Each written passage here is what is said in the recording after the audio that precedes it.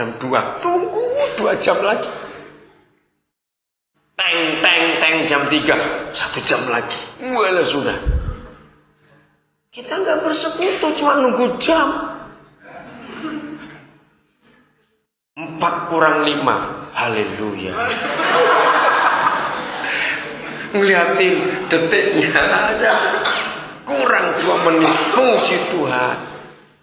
Begitu jam 4. Hore, puasa selesai. Ayo makan. Aduh.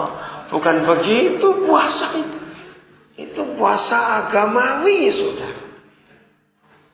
Lagi sekali puasa kita soal nggak makan, nggak minum. Tapi kita bersekutu. Sampai lupa semuanya itu lupa. Begitu asiknya kita dengan Bapa. Itu yang Alkitab ajar. Bukan agama-agama itu kita ikuti. Begitu serius kita harus merubah. Semua kita harus pakai apa yang Alkitab ini katakan. Bagian terakhir. Saudara, di perjanjian lama saja. Saya tuh kagum saja di perjanjian lama. Ternyata hati Papa tentang orang-orang yang berdosa belum diselamatkan sudah begitu kuat. Saya kaget pertama kali dapat pewahyuan ayat itu. Kita buka Ulangan 29. Kitab Ulangan pasal 29. Saudara, firman ini saya dapat kira-kira tahun 80-an awal. Waktu saya ada di Bedugul, di Bali, saudara. Waktu itu hati saya sedang berduka betul. Melihat bagaimana saudara kita ini akan kenal keselamatan itu. Dengan ketaatan mereka yang seperti itu. Melakukan syarat-syarat agama mereka. Ayat yang ke-10 mulai. Ulangan 29 yang ke-10. Kamu sekalian pada hari ini berdiri di hadapan Yahweh Tuhanmu. Nah, ini keluarga Yahudi. Kalau sekarang kita sebut orang Kristen. Saya ulangi, kamu sekalian pada hari ini berdiri di hadapan Yahweh Tuhanmu. 1, para kepala sukumu. 2, para tua-tuamu. 3, para pengatur pasukanmu. 4, semua laki-laki Israel. 5, anak-anakmu. 6, perempuan-perempuanmu. Nah, 6 kelompok yang pertama ini adalah yang sudah percaya Tuhan. Karena orang Yahudi. Tapi berdiri pada hari ini di hadapan Bapa di surga. Ya. Lalu ada kelompok ke-7, ke-8 dan ke-9 yang luar biasa. Dan orang-orang asing dalam perkemahanmu. Nah, orang-orang asing pada zaman itu itulah bangsa-bangsa lain yang bukan Yahudi, tetapi mereka mau tinggal bersama dengan orang Yahudi. Mereka tinggal dan bersama mereka kerja. Kelompok ke-8. Siapa lagi? Bahkan tukang-tukang belah kayu. Kelompok yang ke-9. Siapa? Tukang-tukang timba air di antaramu. Nah, ini karyawan, pembantu. Dulu nggak ada LPG, nggak ada minyak tanah, maka itu pakai kayu untuk masak. Mereka perlu. Dulu nggak ada pompa sanyo atau jet pump, maka mereka perlu tukang timba air. Jadi 3 kelompok yang terakhir itu bukan orang Yahudi, atau istilah kita sekarang belum Kristen. Tapi lihat ayat yang ke-12. Kalau kita sebagai keluarga Kristen yang benar, kita sebagai anak Tuhan yang benar, berdiri di hadapan Bapa kita. Lalu ada 3 kelompok yang belum percaya Tuhan. Dan mereka tinggal di rumah kita. Dan mereka kerja dengan kita. Lihat ayat 12. Baca sama-sama. 1, 2, 3. Untuk masuk kemana? Ke dalam perjanjian Yahweh Tuhanmu. Yakni sumpah janjinya. Yang diikat Yahweh Tuhanmu dengan engkau pada hari ini. Saya tanya kepada saudara.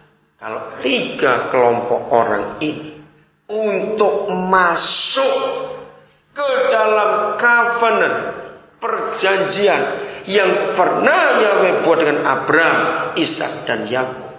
Pertanyaan penting. Berarti orang-orang ini termasuk keturunan Abraham atau tidak? Gak usah ragu-ragu jawab. Ayo, iya atau tidak? Nah, itu kan luar biasa. Untuk masuk, kesedot, tertarik otomatis ke dalam perjanjian. Ayat 13 lebih jelas ya, ayat 13 ya. supaya ia mengangkat engkau sebagai apanya? Umatnya. Nah, engkaunya itu siapa? Hanya 6 kelompok tadi orang Israel? Atau termasuk 3 tambahan yang bukan Yahudi tadi? Termasuk yang 3 itu tadi. Supaya ia mengangkat engkau sebagai umatnya pada hari ini, dan supaya ia menjadi Tuhanmu seperti, ini jelas sekali, yang difirmankannya kepadamu, dan seperti yang dijanjikannya dengan sumpah kepada nenek moyangmu, yakni Abraham, Ishak dan Yakub. Saudara, saya menangis waktu itu di Bedugul. Ternyata enggak sulit, karena kau sayang mereka juga, orang-orang Bali. Ini perjanjian lama.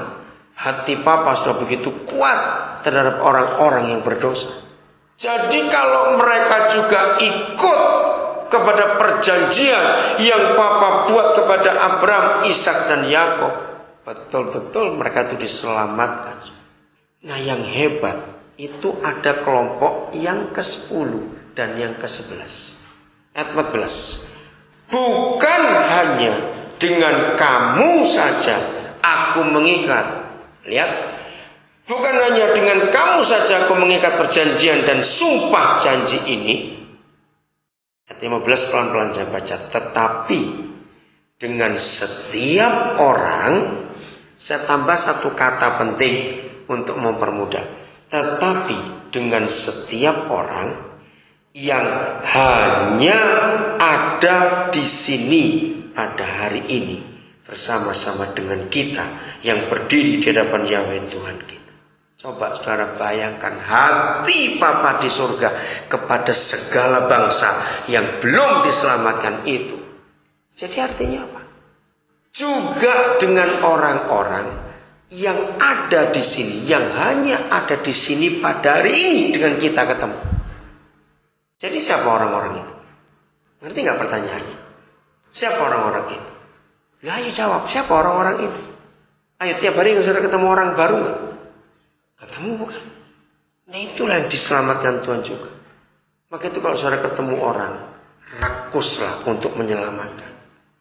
Miliki emosi tadi, hatinya tergerak oleh belas kasihan. Harus ada. Maka itu yang tinggal di rumah kita, yang belum diselamatkan, apa reaksi kita setelah kita dengar firman ini? Berapa tahun pembantu itu kerja dengan saudara? Berapa tahun?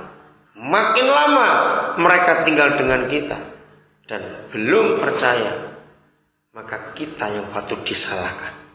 Kenapa mereka gak tertarik melihat hidup Yesus yang di dalam kita? Potifar saja yang sihir hebat di Mesir, ditulis dalam Kejadian 39, ketika dilihat oleh tuannya bahwa Yusuf disertai Tuhan. Bayangkan, Yusuf aja dalam keadaan yang tertekan, tapi hatinya penuh sukacita, dan Yesus Tuhan nyata dalam hidup Yusuf pada saat itu. Itu saja Potifar bisa melihat, padahal dia bukan orang percaya. Maka kalau ada orang-orang yang belum percaya dan tinggal dengan kita, tapi mereka gak pernah lihat penyertaan Tuhan dalam diri kita, patut dipertanyakan kekristenan kita ini model apa. Betul tidak artinya itu, saudara? Karena di mana ada Yesus, orang itu akan beda dengan yang lain. Amin. Pasti akan beda dengan yang lain. Maka itu ciri Kristen yang saya temukan di perjanjian lama. Bukan kalung salibnya 1 meter, orang malah takut ya saudara. Betul?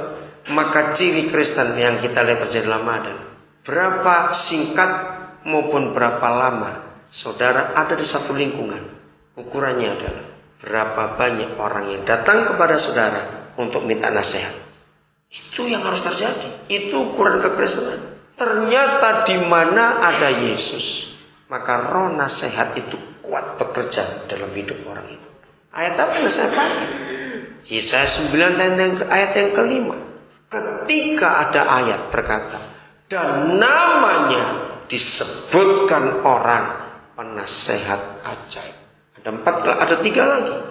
Nah saya kagum kepada kalimat itu, dan namanya disebutkan orang.